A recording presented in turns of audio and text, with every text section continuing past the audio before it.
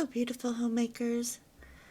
August with Bettina is another long read, for Bettina is going to go to a wedding, the circus, and she's going to have lots of people over. So make yourself some iced tea or lemonade, sit back with a pen and paper, and plan some menus with the perfect little homemaker, Bettina. 20 little jelly glasses, 20 pots of jam, 20 jars of pickles and preserves, making other wealth than this appear a stupid sham. Ah, you dears, what color, gleam, and curves! Chapter 29. Bettina puts up fruit. Bettina, oh Bettina, we've come to get you to play tennis with us this morning. You must. You've been neglecting us for Bob, and we're jealous. Oh, girls, I simply can't. I have just bought quarts and quarts of cherries and currants of a boy who came to the door, and I must take today to put them up. That's easy. Leave them till tomorrow, said Alice cheerfully. I can't do that, because they're just at the canning point, and it isn't a good thing to have them a bit overripe. Then these are freshly picked, and that is the best way to have them. I'll stay and help, may I? Said Ruth, who had suddenly developed a deep interest in things domestic. Why, of course, I'd love to have you. But seeding cherries is slow work, and I believe that playing tennis would be more exciting. But not half so interesting as to hear you tell me how to do things. I love to listen. We'll all stay, suggested Mary. It'll do us good. But you'll have to lend us big aprons, can you?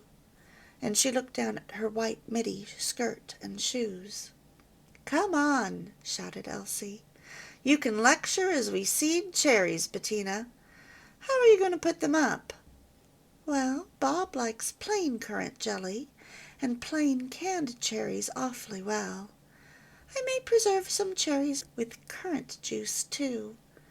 But I think I'll not do anything very elaborate today. Goodness, that sounds elaborate enough to suit me. Will you be looking over the currants while we are stoning cherries? Leave the stones in half of them, girls. Many people like them that way better. What were you doing to all those jars? Just getting ready to sterilize them. You see, I'll put them on a folded cloth in this big kettle of cold water. Then I'll slowly heat the water to the boiling point, and fill the jars immediately with the fruit and syrup. I must scald the rubber rings, too, before I use them. Bettina was rapidly looking over currants as she talked. Girls, do you notice my jelly strainer? See, it's a piece of cheesecloth fastened into a wire strainer. It can be attached to any kettle. I haven't used it yet, but I know that it will be very convenient. You know it's best to strain the juice through the cheesecloth without pressure. If I have the cloth double, the juice will be quite clear. If I wanted an especially clear jelly, I could even have the juice pass through a flannel or felt bag. How on earth can you tell when the jelly gels? Asked Ruth. Well, I test it this way. I take up in a cold silver spoon a little of the mixture that is cooking. If it gels and breaks from the spoon, it's been cooking long enough. Of course, I remove the rest from the fire while testing it, because it might be done. Bettina, cooking and jelly making and things like that seem to be so natural for you, cried Ruth. I get so frightened sometimes when I think, what if I should be a poor housekeeper and make Fred unhappy? Alice, said Mary, heaven forbid that either of us should ever be talking like that about a man. Goodness, I should say so, declared Alice emphatically. A little too emphatically, thought Bettina. Chapter 30. A cool summer day. Why, hello, Ruth, cried Bettina at the door one afternoon. I haven't seen you for weeks, it seems to me. What have you been doing? Come in and give an account of yourself. First, let me deliver these nasturtiums that Mother sent. She always remembers how fond you are of flowers, said Ruth. Thank you, they're lovely. I need them tonight for my table, too. Will you come into the kitchen with me while I put these in water? Something smells good. In the oven? Yes, pork chops, baked apples, and scalloped potatoes. Peek in and see 'em. Ouch! Cried Ruth, holding her hand in sudden pain. I forgot that the pan was hot and started to pull it out to see better. I'm a perfect idiot. I do that every time I have anything in the oven. That's a shame, Ruth dear. Here, apply a little of this olive oil. It's the nearest remedy I have. Vaseline is good, too, or baking soda. Hold it with a damp cloth to keep out the air. Feels better already, said Ruth. I made some gingerbread last evening for dinner. Fred was there, and burned my hand in the same way exactly. And even at such a cost, the gingerbread wasn't very good. I think I didn't bake it quite long enough. How long ought it to be in the oven? Well, gingerbread takes longer than most quick breads. Here, let me give you my time guide for baking, and you can keep it in your card index. Then it's always at hand when you want to refer to it. Thank you. That's a good idea, Bettina. May I sit down here at the kitchen table and copy it? Do. I'll get you a pencil and piece of paper. Ruth, won't you stay to dinner tonight? I can't possibly, Bettina. I'm going out with my mother and should be at home now, dressing. Oh, by the way, I had a chance to refer last night to something you made me copy and put with my recipe cards. How to remove grass stains. I got it on my white dress, a dreadful-looking stain, and immediately referred to my index card. It said, moisten with alcohol or camphor, allow to stand 5 minutes, and wash out with clear water. The stain came out like magic. I used camphor. We didn't happen to have any alcohol in the house. I'm so glad it came out. That is such a pretty white dress. And weren't you glad you knew just where to find a remedy? It seems a little trouble to index things, but it really is worth doing. I think so, too. Well, there's Bob, and I must rush off. Bob, you're going to have a good dinner tonight. I've just been investigating.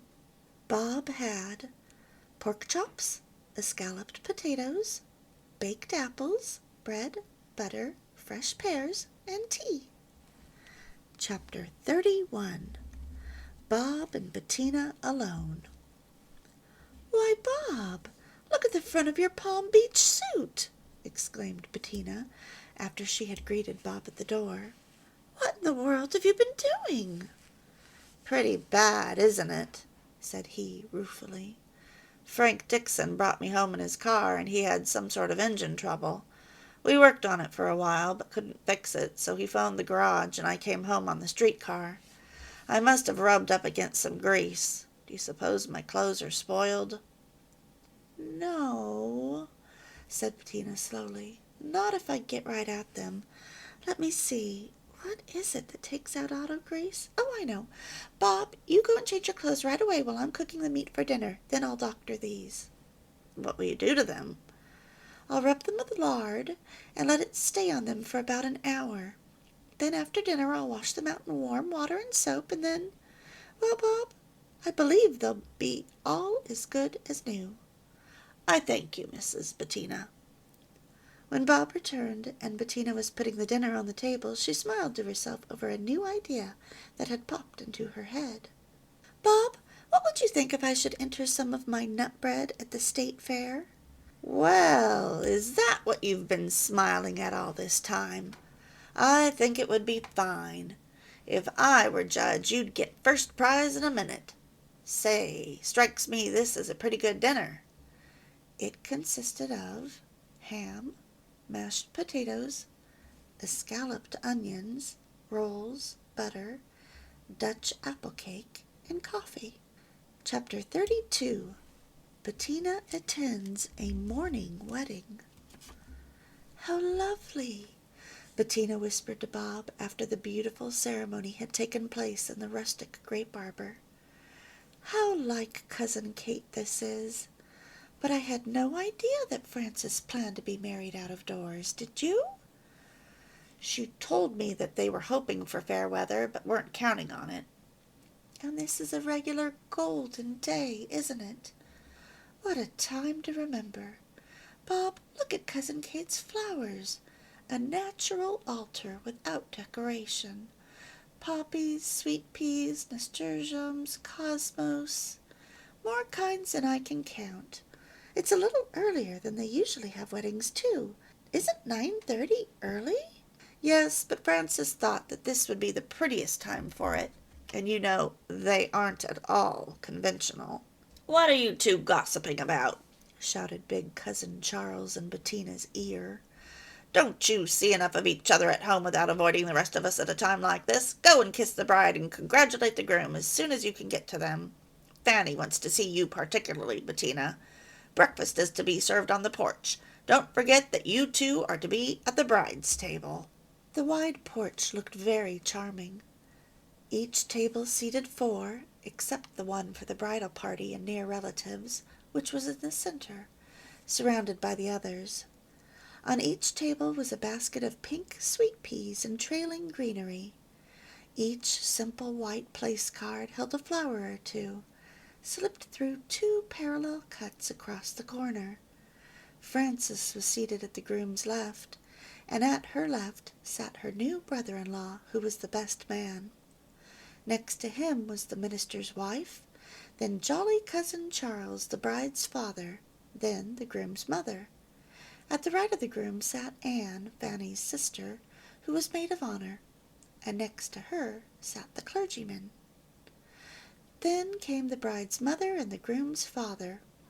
Beyond him sat Bettina, then Bettina's cousin Harry, then Aunt Nell and Bob. That was all, for there were few near relatives, and Bettina's father and mother were in California. "Frances looks well, doesn't she?" said Aunt Nell to Bettina. "No showers, no parties or excitement, and you can see how simple the wedding has been. Cousin Kate is so sensible, and so is Frances. I can tell you already that the breakfast menu will be dainty and delicious, but simple." She was right, for it consisted of watermelon cubes served in sherbet glasses, fried spring chicken, new potatoes, creamed peas, hot rolls, butter, currant jelly, peach ice cream, bride's cake, coffee, nuts, and candy. Suggestions for serving the bride's cake. The bride's cake may be baked in this form and placed in the center of the table for the central decoration. A tall, slender vase filled with the flowers used in decorating may be placed in the whole of the cake. Place the cake upon a pasteboard box 4 inches high and 1 inch wider than the cake. This gives space to decorate around the cake. The cake and box may be placed on a reflector, which gives a very pretty effect. If cake boxes containing wedding cakes are distributed among the guests as favors, use the one in the round pan for central decoration, and bake others in square pans. Square pieces may then be cut, wrapped in waxed paper, and placed in the boxes. Chapter 33. After the tea. "Doesn't it bore you to think of cooking when you've been out all afternoon?" asked Mrs. Dixon wearily. "And today the refreshments were so elaborate and everything was so stiff and tiresome." "I usually anticipate feeling this way," said Bettina, "and plan to have something at home that is already prepared, and that I can get together without much trouble. Then I put on a house dress as quickly as I can, for I can't bear to cook in party clothes. But I'm sure I don't know what I am going to have for dinner tonight. Bob and I had planned to go downtown to dinner with some friends, but just before I went out this afternoon, he phoned that the invitation had been withdrawn because of somebody's illness." "Goodness!" cried Mrs. Dixon. "What will you do? Go downtown yourselves?" "No. Bob doesn't enjoy that, and neither do I. I can manage somehow, for of course there are always things in the house to get. I'll tell you, I'll phone Bob to bring Mr. Dixon here, and you can see what an emergency supper is like. Oh, I couldn't think of it. You're tired, and it's nearly 6 now." Well, what of that? You can help. And I know you're dreading to get dinner at home. We'll just combine forces." Bettina went to the telephone and called Bob. "Hello, dear. Please bring Mr. Dixon home to dinner with you. Charlotte is going to stay. And if you come in his car, will you stop on the way to get a watermelon that has been on ice? Be sure it's cold." "And now," she said to Mrs. Dixon, "let me get into a house dress, and then for a sight of the refrigerator." "Oh, what beautiful glazed apples!" exclaimed Mrs. Dixon 10 minutes later. "They were to have been for breakfast, but I'll have them for dinner instead. Then there are enough cold boiled potatoes for creamed potatoes, and besides that we'll have an omelette. And then I'll stir up some emergency biscuit. And can you explain everything that you do?" "Well, for the omelette, we'll take 4 good-sized eggs, one for each of us." "What else goes in? Milk?" "No. I think that hot water makes a more tender omelette. Then I'll use a few grains of baking powder to assist in holding it up, though that isn't necessary. We'll beat the yolks and whites separately till they're very light. Goodness, there come the men!" "Here's your watermelon, Bettina," called Bob. "A big fellow. Don't forget to save the rind for pickles, will you? Why, hello, Mrs. Dixon. Frank's here." The menu that night consisted of omelette, creamed potatoes, glazed apples, emergency biscuits, butter, and watermelon. Chapter 34. Bettina gives a porch breakfast. Bettina had risen early that beautiful July morning, for she had much to do. Bob had insisted upon helping her, and at 8 Ruth was coming. "Such a simple breakfast after all, Bob. Do you think she'll like it?" "Sure she will. If she doesn't, I'll disown her. Say, Bettina, I haven't had my breakfast yet, and 10 o'clock sounds far away. May I have just one doughnut with my coffee?" "Why, Bobby, did I forget you? Your Aunt Elizabeth has been on my mind this morning, but I didn't think even that could make me forget you. Help yourself to anything you see that looks good." The Aunt Elizabeth on Bettina's mind was an aunt of Bob's who was to be in town between 9 and 12 in conference with the leading women of the city. She wished to see the bungalow, and at 10 o'clock Bettina was giving a breakfast for her and the women with whom she was to confer. It was with fear and trepidation that Bettina had invited them, although she declared to herself that she was sure of every dish on the menu. As she arranged the great, graceful yellow poppies in the center of the porch table set for 6, she was feeling somewhat nervous. "Bob, you must go now, or you'll be too late for the train. Take a taxi home, not a streetcar." "Taxi? You don't know my Aunt Elizabeth. She'd say, 'Say, young man, if you weren't saving your money any better than this, you ought to be,' and we'd probably end by walking." "Hurry, dear." The train proved to be late, and Ruth and Bettina were ready to the last detail. While beautiful, distinguished-looking Aunt Elizabeth was dressing, Bettina was meeting guests at the door.